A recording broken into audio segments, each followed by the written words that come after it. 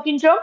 45வது வாரமாக வைத்தீஸ்வரன் டெல்லியில இருக்கிறவர் அவர் தன்னோட அனுபவத்தை நம்ம கூட பகிர்ந்துக்கிறார். அவர் சொல்றார், எங்களுடைய குடும்பமானது ஜகத்குரு ஸ்ரீ பாரதிய தீர்த்த மகா சுவாமிகளின் பாதங்களில் மிகவும் ஈடுபாடு கொண்ட குடும்பம் அப்படின்னு சொல்றார். எங்களுடைய குடும்பத்துல நடக்கும் சகல விதமான சத்காரியங்களுக்கும் குருநாதர் தான் பரிபூரண காரணம். அவரோட அனுக்கிரகம் இல்லாம எதுவுமே நடக்காது அப்படிங்கிற ஒரு திடமான நம்பிக்கை கொண்டவன் நான் அப்படின்னு சொல்றார். அவர் வாழ்வில் குருநாதர் நிகழ்த்திய எத்தனையோ அற்புதங்கள்ல நிறைய அற்புதங்கள் அவருக்கு கொடுத்திருக்கார் குருநாதர். அதுல ஒரே ஒண்ண மட்டும் ரொம்ப அவருக்கு மனசுக்கு ஹிதமான ஒரு அனுபவத்தை மட்டும் நம்ம கூட பகிர்ந்துக்கிறார். அவருக்கு திருமணமாகி ஒரு 10 வருஷமாச்சு, புத்திர பாக்கியம் இல்லை. இது அவருக்கு மனசுக்கு எப்போதும் ஒரு விசனமாகவே இருக்கு. அவருக்கு நிறைய முயற்சிகள் பண்ணியாச்சு, வைத்தியங்களும் பண்ணியாச்சு, ஆனாலும் அனுகூலம் அவருக்கு கிடைக்கல. சரி, இனிமே நமக்கு இந்த விஷயத்துல நம்ம குருநாதர் தான் கதி அப்படின்னு அவர்கிட்ட பிரார்த்தனை பண்ணிக்கிறார். ஆச்சாரியாலிடமும் வந்து அனுகிரகம் கேட்கிறார். நான் எல்லா டாக்டரிடமும் கேட்டாயிட்டு எனக்கு எந்த விதத்திலையும் குழந்தை பிறக்க வாய்ப்பு இல்லை அப்படின்னு சொல்லிட்டா. ஆச்சாரியால் தான் எனக்கு அனுகிரகம் பண்ணி காப்பாத்தணும் அப்படின்னு பிரார்த்தனை பண்ணிக்கிறார். ஆச்சாரியால் எல்லாத்தையும் பொறுமையா கேட்கிறா. பொறுமையா கேட்டுட்டு காமதேனுவாக கற்பக விருட்சமாக இவருக்கு அனுகிரகம் பண்றார். பிரசாதம் கொடுத்து ஆசீர்வாதத்தையும் கொடுக்கிறார். அதற்கு பின்னாடி இவருக்கு நல்ல சௌகரியம் ஏற்பட்டு புத்திர பாக்கியம் அமைகிறது. ஆனா என்ன ஆயிடுதுன்னா, குழந்தை பிறந்து 2 மணி நேரத்துல குழந்தையோட உடம்பு நிலைமை கொஞ்சம் சீரியஸ் ஆயிடுச்சு. அப்போ டாக்டர்கள்லாம் என்ன சொல்றாங்கன்னா, குழந்தைக்கு பிரீத்திங் ப்ராப்ளம் கிரிட்டிக்கலா இருக்கு. நாங்க மேற்கொண்டு இத டெஸ்ட் பண்ணி பார்த்துட்டு தான் என்னன்னு சொல்லணும் அப்படின்னு சொல்லிடுறா. பல டெஸ்டுகள்லாம் பண்றா, பல டெஸ்ட் எல்லாம் எடுக்கிறா. எல்லாம் பண்ணி பார்த்துட்டு அவ சொல்றா, ஹார்ட்ல ஒரு சின்ன ஹோல் இருக்கிற மாதிரி இருக்கு.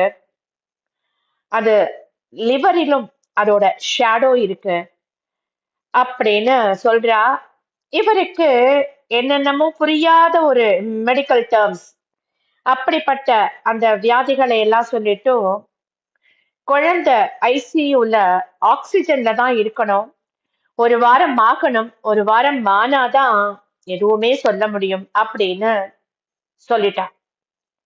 இவாளுக்கு கையும் ஓடல, காலும் ஓடல. எத்தனையோ வருஷம் கழிச்சு ஆச்சாரியால் கொடுத்த குழந்தை இல்லையா அது.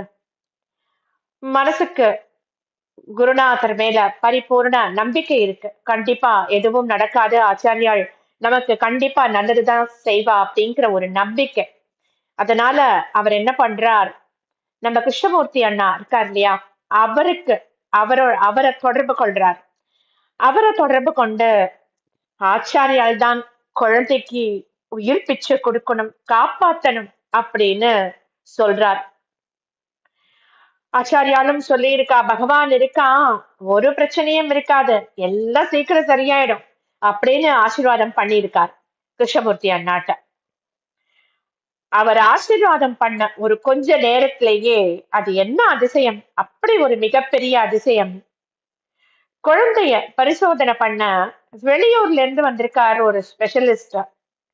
அவர் குழந்தைய பரிசோதனை பண்ணி பார்த்துட்டு, இந்த குழந்தைக்கு ஒரு பிரச்சனையும் இல்லையே, மெடிக்கல் ரிப்போர்ட்ஸ் எல்லாம் நீங்க காட்டினீங்களே, அதுல இருந்ததுக்கும் குழந்தைக்கும் எந்த ஒரு சம்பந்தமுமே இல்லையே, இது மெடிக்கலாக சாத்தியமே இல்லை, it is nothing but miracle அப்படின்னு சொல்லிட்டு குழந்தைய ஒரு நாளைக்கு அப்சர்வேஷன்ல மட்டும் வச்சுட்டு இருந்துட்டோ நீங்க கூட்டின்னு போலாம் வீட்டுக்கு அப்படின்னு சொல்லிடுறார். எப்படி இருக்கும் இவாளுக்கு அப்படின்னு நினைச்சு பாருங்கோ. அதிர்ச்சி அவளுக்கு, ஆனந்தம். ஸ்ரீ குருநாதன் சீக்கிரமே சரியாயிடும் அப்படின்னு சொன்ன அந்த வாக்கிற்கு ஏற்ப 24 மணி நேரத்திற்குள்ளேயே அவரோட குழந்தை பரிபூர்ண குணமடைஞ்சுட்டான்.